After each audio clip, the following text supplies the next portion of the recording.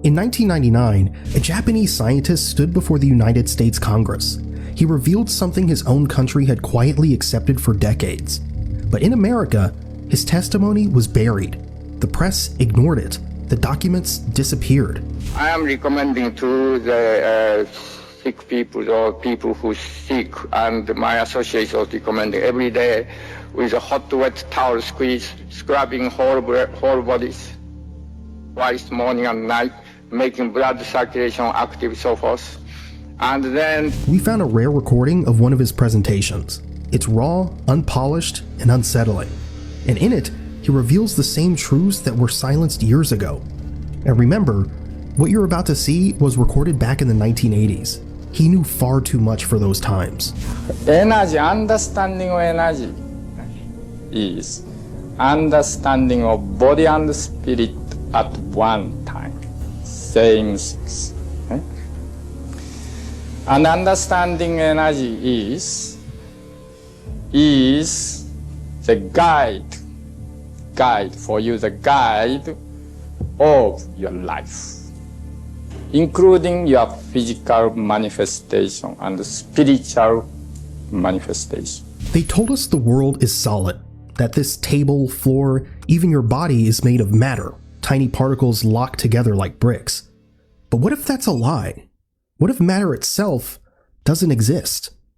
These were the exact words of Dr. Michio Kushi, a Japanese scientist whose testimony shook the room, then vanished into silence. He claimed matter itself is not real, only energy flickering in and out like ghosts. If that's true, then your body, your mind, and even your food are not what you think they are. All our lives we've been taught the same thing. The physical world comes first, and the mind is nothing more than its shadow. But Kushi warned us, the real power isn't matter at all. It's energy. In order to know what is matter, they took the course of analysis. Atom, element. Further analyze electron, proton, various other pre-atomic particles. Further analyze electron. Then it came whether electron has unit inside or not, lost. Electron is something, or even though that they discover smaller unit than electron which compose electron, that is something, mass of energy, mass of waves, and it's not solid at all, it's not unit at all, constantly changing. In other words, matter is something like mass of energy which is constantly coming in, constantly go out, and matter changing to energy, energy changing to matter. But here's the difference. In the West, they lock this away in theories, equations, and lecture halls. But this man didn't. He looked people in the eye and said, this is real and it affects you. If you're just vibration, then your health isn't random. It's energy flowing or energy blocked. Words can change you, thoughts can reshape you. Even your food isn't just calories. It's a signal, programming the field that makes you human. That's when the real danger begins. Because if reality is only waves, then nothing about your life is fixed. It can all be rewritten. Not by them, not by their machines, but by you. Kushi said cancer isn't what you think it is, not even depression. According to him, all of it, every illness you can name, comes down to one thing: energy that refuses to move. Life is meant to flow. Breath, blood, thought, rushing like rivers. But when the river stalls, when energy gets stuck, it rots, it clots, and it becomes a sickness. According to Kushi, in the East, they've whispered this for thousands of years. They call it ki, or chi, or prana, different names, same hidden truth. When energy flows, there is life. When it doesn't, there's death. 3,000-4,000 years ago in Oriental countries, already they did foresee.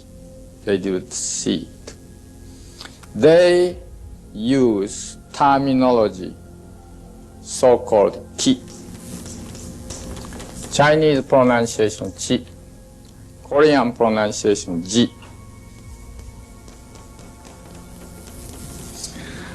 And they think everything is qi. For example, if you become sick, they call sickness is 病気. Qi is out of order, out of chaotic, out of order. If you become mentally ill, craziness, they call qi become wrong, kichigai, or kyoki, chaotic qi. By the way, this kyo is very interesting. This is the beast mind qi energy. Healers pressed needles into skin, brewed herbs in fire, or even fought with empty hands. Not to treat a symptom, but to shake loose the blockage. Then to supply that energy or to reduce that energy, treatment goes. Method is like the television set has an antenna. The antenna pick up the energies, waves, and supplying the waves. Same way we use needles. Put certain meridian, certain points be supplying energy, or using needle certain way and taking out excessive energy, or by shiatsu massage, wherever stagnated part making smooth, okay, making all active, or herb medicine, drinking tea, certain herbs, etc., using and energizing certain type of qi energy, and by that canceled out chaotic conditions, and using day-to-day food to make very balanced qi activities, energy. That is the medicine of qi, medicine of energies. But in the West, we were told another story. They said cancer was a mistake in your DNA, a chemical accident in the blood. And with every story came the promise of a cure. Pills, injections, endless treatments that never seemed to end. Not once did they say that maybe it's energy trapped inside you. And the dangerous part is that if he's right, then health isn't something you buy, it's something you unblock. And you don't always need a hospital to do it. But if that truth got out, the system built on endless treatment would collapse. That's why he turned people's attention to hidden threats in daily life. Microwaves, cookings, right? Now discovered it's very dangerous for cancer, right? Scientifically, creating more cancer, right? So now same things, microwave, certain wavelengths there, right? Now you eat that, you are affected, whole body, right? Influence to you, life or death matter. And the deeper he went, the darker the warnings became. They don't want you to know this, but words can kill, and words can heal. Every sound you speak leaves a mark, carving into the body like invisible fire. That's why some voices calm you instantly, while others make your chest tighten. And this too isn't random. It's vibrations. Same thing by words. You can alive people, you can kill people. Right? Same thing by your own chantings or own talkings. You can alive yourself, you can kill yourself. Okay? And the same things, if you talk to the plants your words of love, then plants become fresh. If you talk to the plants words of curse, these plants become withered. Same thing to animals, same thing to everyone. Then you can understand body is, human manifestation is nothing but energy. Same thing, crowd is energy. Ancient traditions always guarded this secret. Hindus whispered mantras, Buddhists chanted sutras, Christians filled cathedrals with echoing hymns. And now, science is catching up. A sugar pill works if the doctor says the right words, a placebo. The same pill harms if he speaks fear, nocebo. Blood pressure changes, pain vanishes, and the body rewires itself. Not from the pill, but from the sound of belief. So if words shape health and reality, who is controlling the words shaping you? The media, the teachers, the politicians, the endless voices flooding your ears every day. Do you think they choose their words by accident? So words, speech, you have to choose very carefully. You have to speak only truth. You have to speak only real meanings. If you tell lie, if you tell the just delusional things, you yourself making chaos, as well as you make other people chaos. And if you curse others, then you yourself become unhappy, as well as she or he will become unhappy. And words aren't the only chains. You bear the weight of histories you didn't choose. Now do you think your life is yours alone? Think again. Behind you stand shadows, 20, 30 of them, ancestors whose unfinished pain still grips your blood. This other delusion includes also dead people's spirit, dead people's thought. Dead people's thought. Your parents, your late husband or wife, your grandparents, your children who died by cancer, by battlefield, by accident, etc. Whose thinkings still there in the vibrational world. Right? He himself giving influencing you. Kushi explains their sickness, their fear, their tragedies are not buried in the past, but carried in you right now. It sounds like a myth, but modern research shatters the doubt. Children of Holocaust survivors still show the stress their parents endured. Grandchildren of famine victims inherit bodies that cling to calories, as if hunger still stalks them. Science calls it epigenetics. He called it haunting. And maybe you felt it yourself. The fear that doesn't belong to you, the burden you can't explain, the sickness that arrives without warning. What if those are not yours at all, but echoes of the dead demanding to be seen? There's a hidden order no one ever told you about, a ladder of being. At the bottom is the beast with pure appetite, fear, instinct. Above that, the slave, a person who obeys and never questions. Then comes the ordinary man. He thinks he's free, but every step he takes has already been decided for him. But it doesn't stop there. The wise exists, the saints too.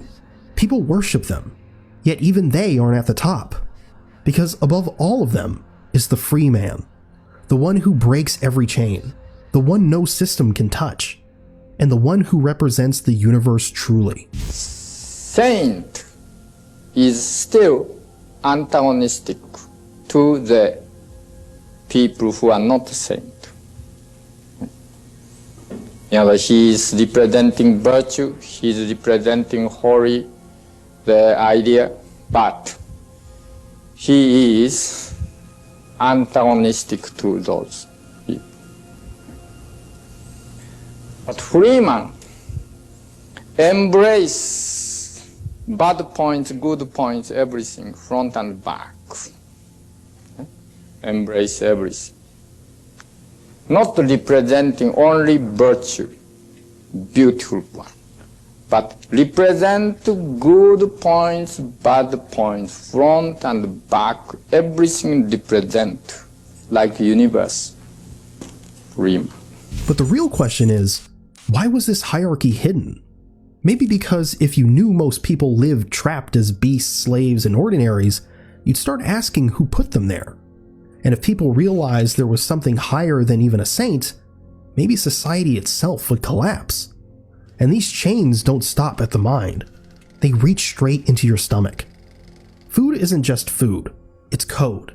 Every bite writes something into you. That's what Kushi said. Eat chicken, you carry its nervous twitch, its restlessness. Eat pig, you take on its heaviest, its dullness. You become what you swallow. And most of us never even notice. It happens nutritionally also sound and balanced. But primary purpose, primary view is energy.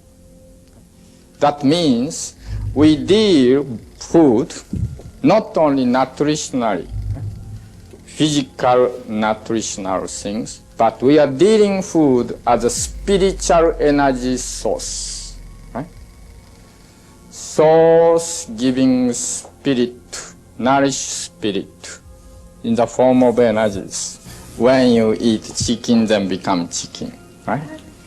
All arthritis people are belonging here, beast. Right? Many cancer people belonging here also. Right? When you eat food which lasts short time, your life is short. When you eat the long time keeping food, right?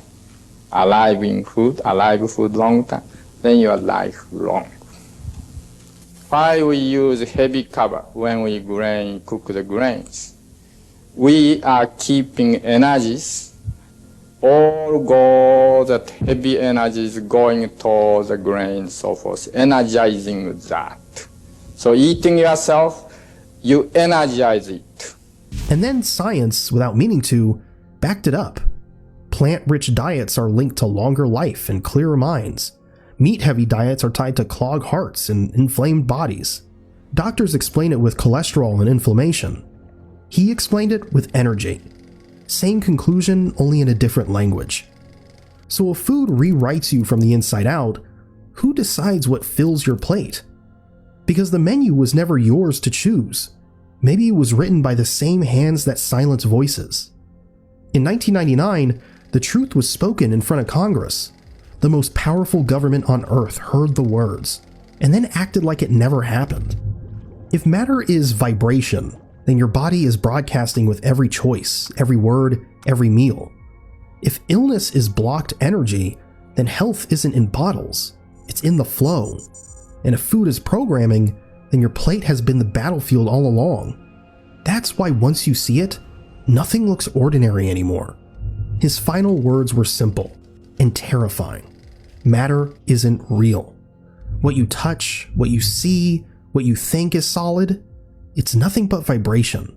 And if that's true, then the ground beneath your life is gone.